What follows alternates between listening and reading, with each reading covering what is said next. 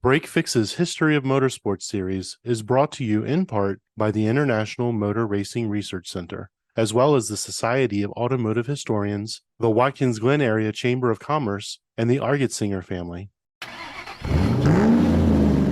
Midget and big car racing in the San Francisco Bay Area from 1945 to 1951. Learnings from the Lapuchette Archive by Jonathan Summers. John Summers is a teaching assistant and guest lecturer at Stanford University. He's an independent automotive historian, podcaster, and Pebble Beach docent. The chance gift of a small magazine archive to the SAH led Summers to research midget and sprint car racing during the immediate post-war period around his adopted home of the San Francisco Bay Area. This grassroots history charts the rise of great names in racing such as Curtis and Vukovich, and yet was over in under a decade. Less than a century later, no trace of the tracks remain, and John's presentation offers a glimpse into this already lost world.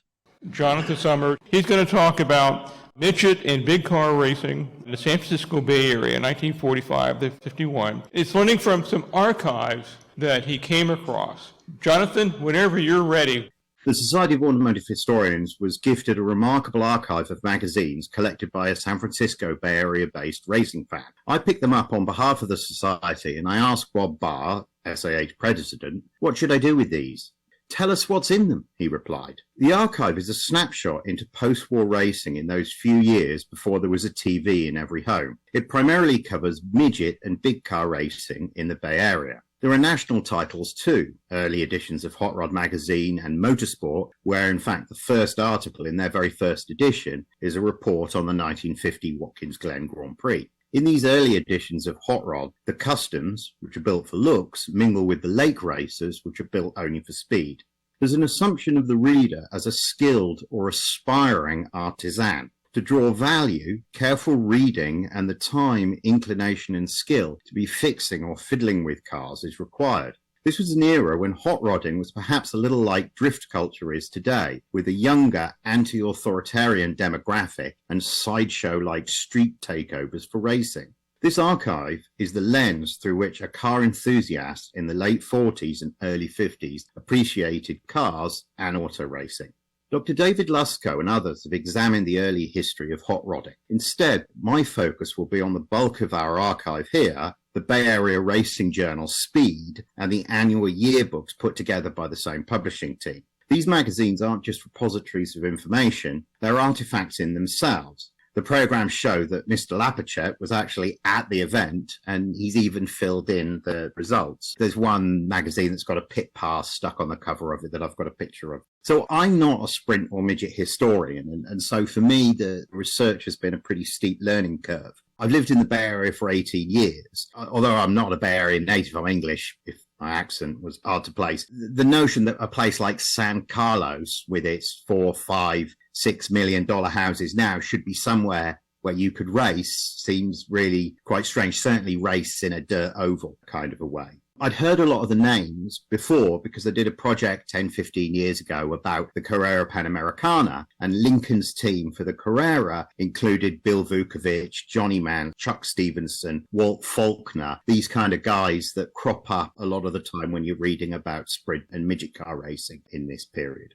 Key written sources which deserve special mention are Dick Wallen's series of comprehensive histories of oval racing and Tom Motter's work on the history of the Bay Cities Racing Association. Earl Motter was a midget racer. Tom, his nephew, has become a leading historian in the area. The literature, Wallen in particular, gives the minutiae covered in the archive some sort of proper context. In 1949, a movie called The Big Wheel was released, and it shows how much midget and sprint car racing was the zeitgeist of the age, or at least especially so in Southern California, Los Angeles movie town. It starred Mickey Rooney in my opinion, a rather unremarkable plot and not really very good racing scenes. But the pit scenes do in fact feature a Silver Arrow pre-war Mercedes Grand Prix car, so I didn't feel as if my time was entirely wasted in watching the movie. I also visited the Woodland Auto Display in Paso Robles, which is about 4 hours south of San Francisco. It includes 4 midgets from our period and a Ford V8 Roadster or Jalopy, in addition to various big cars. The midgets are of different marks. So there's one that's made by a company called Solar. They made planes as well, and it has a stainless steel chassis. shaped the frame rails as stainless steel. I found the museum very useful in terms of showing the evolution of the cars from the late 40s to the early 50s. Terms like big car, jalopy, and roadster become much clearer to understand when the cars are there in 3 dimensions and you're looking at them instead of them in some kind of grainy 2-dimensional image where the car's 2 inches long. My favourite exhibit was Bill Vukovich's Midget. It's a Drake. He used it in the 30s. They had wider tyres and were a bit lower. By the 40s and into the 50s, they really looked more like 50s and 60s sprint cars. I want to draw attention to this. For those of us who've been around racing cars are quite familiar with this, but if you've not, it's really a shocking thing. The shift lever's between your legs. And I wonder if you were meant to change gear whilst keeping the thing in the drift. Your right hand was on the shift lever and your left hand was holding it in the drift. Or did you just get it up in top gear and did you just slide it and have both hands on the wheel? I don't know, but I thought that was worth highlighting as a way of making these vehicles come alive. And I guess what I wanted to say is that the TLDR is that midgets and jalopies were around before the war, but the scene really exploded in popularity immediately after World War II in the late 40s. And the jalopy seemed to have given way to the midgets, which in turn gave way to big cars, strokes what became known as sprint cars, and hardtops, which of course leads us towards NASCAR and that kind of stock car racing. The Lapuchette archive covers a 5-year window with this general sort of evolutionary trend. There's adverts in these magazines and they tell you where you can go and buy hot rod parts. You've got Edelbrock's place in Hollywood, advertised the same place as a plumbing supplier in Daly City up here in San Francisco, advertised on the same page as this address here, 4720 Geary Boulevard, which is about, 3 minutes drive from where I'm sitting here in San Francisco. This is where you could buy a Curtis Midget. This is probably where Vuki came to buy his Midget in the post-war period. Shiatsu massage is what takes place there. And the reason why I'm emphasizing this is that the most striking thing about investigating this archive is where the racing took place has completely changed. Racing tracks tend to spring up on the edge of town where land is cheap. As the town grows, that land is no longer on the edge of town or cheap, and pressure grows for it to be repurposed. This is what happened to Riverside in Los Angeles. Tom Motter's book on the Oakland Stadium shows in detail how this process happened in the Bay Area too. Taking just the midgets, the variety and sheer number of racetracks was enormous, with indoor and outdoor quarter-mile or 5/8 of a mile tracks, banked and flat, different surfaces paved and dirt. Old venues disappeared and new ones sprang up regularly. In 48 and 49, the midgets raced on 9 tracks within a 2-hour drive of San Francisco. So that's racing every night, 9 tracks within a couple of hours of where I'm sitting at the moment. Today, no trace of any of those tracks remain because, of course, it became prime Silicon Valley real estate and those multi-million-dollar homes got built on the spot. So I guess what I'm saying here is that many of us will remember Netscape, Nokia. Those of us who are a little older may even remember the era of disco. This was the midgets. There was nothing. Then they came. They were enormous. They were the talk of the town. And then they went, all in quite a brief period. The drivers and their world really come alive through this archive. There are a surprising number of photos of drivers, and it's true that this kind of magazine was the only media for the audience to get to know the drivers. So no TV, no radio, nothing like that. Only these magazines. Newspapers, but not this level of detail. A contemporary British magazine such as Motorsport in this period published few photos in this way. And in an era of Drive to Survive like docuseries, it's interesting that the BCRA and Speed were really plugged in. They knew 70 years ago what drew fans in. The other draw played upon in the archive are what are referred to as the thrills and spills of racing. I mean, that's to say that it's the crashes and the injuries and the fatalities that we're talking about here, and some pretty unflinching, even salacious reporting of these incidents. It's a very noticeable feature of the archive, and one which is quite jarring to 21st century eyes. In one May 1949 edition, the leading driver in a race is flung from his car onto the track and narrowly avoids being run over by the field. In another incident, a driver is described as having his throat cut. In one 1949 edition, a fatality is mentioned on the cover, juxtaposed with the race winner. So you've got like, this dude won the race, this dude, he didn't make it. These incidents were frequent because the small, tight tracks led to very close racing. Midgets could easily roll over, and none were fitted with roll bars. It was seen as very much part and parcel of the racing spectacle. This is a blood sport, and the drivers are eulogized in gladiatorial terms. Despite this attitude, there are some concessions to safety. Helmets were compulsory. However, the contrast with British attitudes is striking. When Mike Hawthorne, the first British Formula One world champion driver, was killed in a road accident a few months after he retired, the story and his obituary were buried deep in the pages of motorsport. The run of speed is nearly complete, and each issue lists championship standings, race results, lap times, the car owner, the chassis, and the engine. And as such, it's possible to really drill down on individual drivers and answer questions such as, was driver X underrated, overrated? When did Offie Motors take over from the Ford V860 or the Drake V-Twin? The rise of Curtis is documented in lap times and individual race wins. Lap times 10 seconds inside the previous lap record are not unknown, and that speaks to the pace of technological development in the Midget series. It also probably speaks to the fact that the circuits were changing all the time, so the banking may have been higher this week than it was last week, or it may have been that you decided to run discovered nitromethane and were running it and the other guys weren't. This was the kind of technological development. So my research wasn't that thorough, but it did reveal that there are pretty significant differences between an Ed Normie or a Jerry Piper, a regular front runner at the BCRA local series, and somebody like Fred Agabashian, who was a constant winner in this local BCRA series. He was midget champion in 47, 48, and 49. Significant difference between them and the traveling celebrities, guys like Johnny Mance and Bill Vukovich, who raced all over the country. And I've tried to do this like a medieval piece of stained glass, right, where the important guys and the big names, they're biggest. So here's Jesus, Bill Vukovich. So he's the biggest guy. And then, you know, the bishops and so on, the traveling celebrities, we've got Johnny Mance and Johnny Parsons up on the top left. And then in the bottom right, we've some guys that maybe would win when they came to the area. There's Raho Jack in the bottom left and Edgar Elder in the middle there, who was a local guy who built cars as well as raced them. The BCRA yearbook talks about fans having to decide whether to cheer or jeer Vukovich on to yet another win. The archive therefore provides a real sense of the pyramid of racing, with Indy at the top and the local racing that we're talking about here as a rung on the ladder. A spectator at a Bay Area track would have known that success here was a stepping stone to the biggest motor race in the world by birth. In an edition of Speed from February 1951, it's reported that there were so many happenings that the timekeeper gave up, reminding us that this is still a young sport, an amateur endeavour. Yet a scan of the entry list over the page shows that about half the entrants have sponsors, and some of the names, Bardall,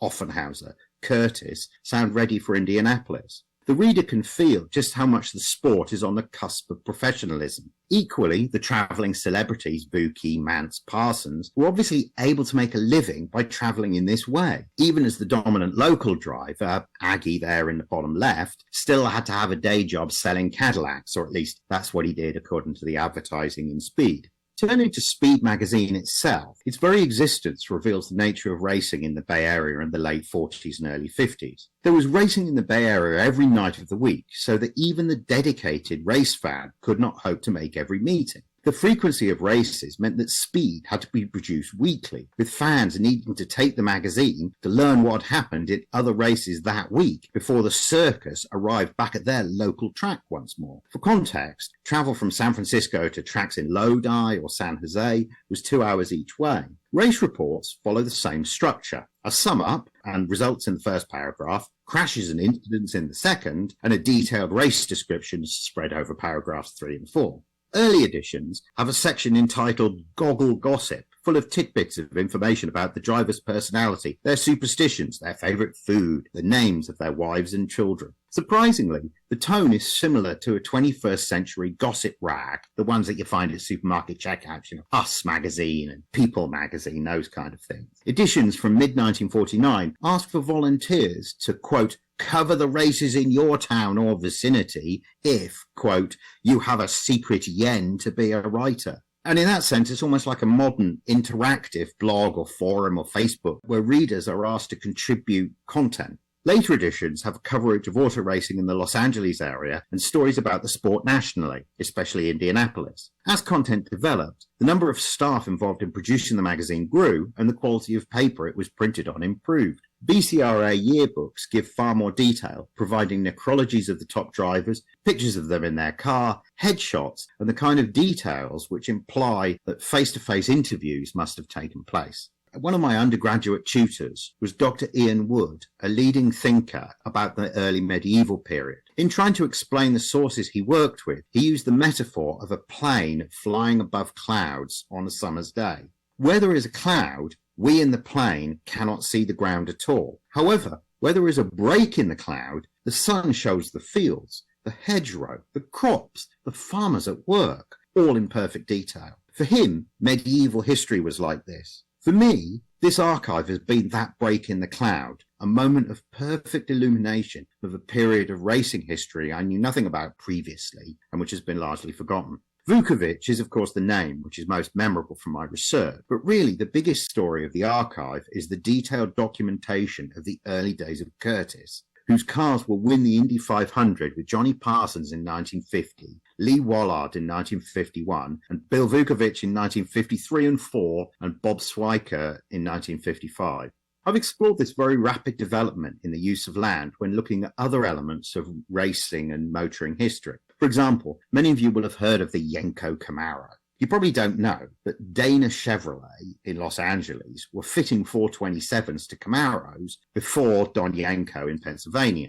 My wife is Dana. It seemed only natural to visit Dana Chevrolet, except there's no trace. Not only has the dealership gone, but so is the building. In fact, as far as I could discern, as of 2015, not one of the buildings on the four-way intersection where Dana Chevrolet stood in 1968 in Los Angeles, not one of those buildings remains. And much of this is a function of California in the West Coast. We have earthquakes, we build from wood and stucco, not bricks and mortar. However, it's a phenomenon which I've seen elsewhere. Some years ago, I presented a paper at this conference about Mike Hawthorne, British Formula One world champion who was killed in a car crash in southern England in January 1959. In the years since the accident, not only is the exact location of the tree that he hit now impossible to discern, but the road direction has been reversed, then the carriageways have been split, and the whole landscape has been gently remodeled. Well, what does that mean? Well, the people are dead and gone. The land has changed beyond recognition, but the cars and the magazine archive, they remain to tell us their story.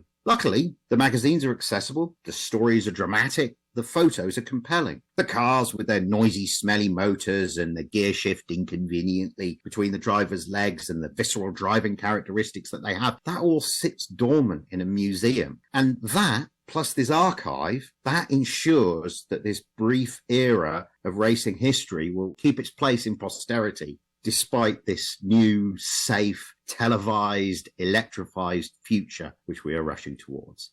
Thank you very much. Let me know if you have any questions, please. So where do those magazines reside, and are they being digitized and available on the internet?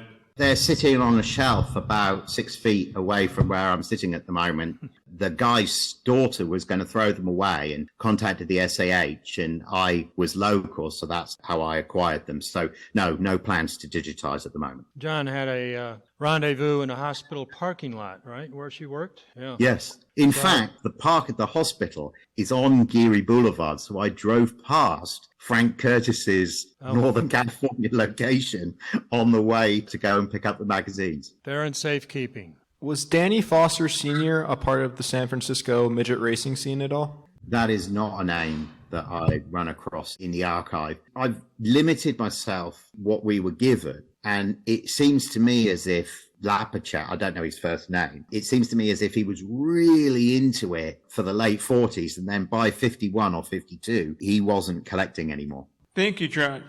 Pretty fascinating what you've done with that collection. Pat Young says you really look like you've gone hippie on us now. And I told her it was just the bikes. Thank you, John. We appreciate it always. You're always welcome.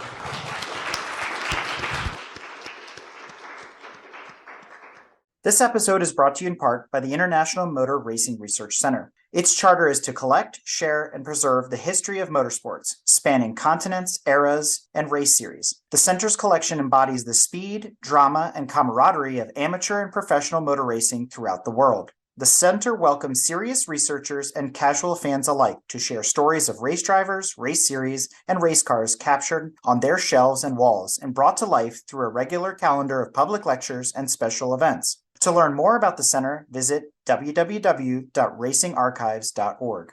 This episode is also brought to you by the Society of Automotive Historians. They encourage research into any aspect of automotive history. The SAH actively supports the compilation and preservation of papers, organizational records, print ephemera, and images to safeguard, as well as to broaden and deepen the understanding of motorized, wheeled land transportation through the modern age and into the future. For more information about the SAH, visit www.autohistory.org. We hope you enjoyed another awesome episode of Break Fix Podcast, brought to you by Grand Touring Motorsports. If you'd like to be a guest on the show or get involved, be sure to follow us on all social media platforms at Grand Touring Motorsports. And if you'd like to learn more about the content of this episode, be sure to check out the follow-on article at gtmotorsports.org. We remain a commercial-free and no annual fees organization through our sponsors, but also through the generous support of our fans, families, and friends through Patreon. For as little as $2.50 a month, you can get access to more behind-the-scenes action, additional pit stop minisodes, and other VIP goodies, as well as keeping our team of creators fed on their strict diet of Fig Newtons, Gummy Bears, and Monster. So consider signing up for Patreon today at www.patreon.com/GT Motorsports. And remember, without you, none of this would be possible.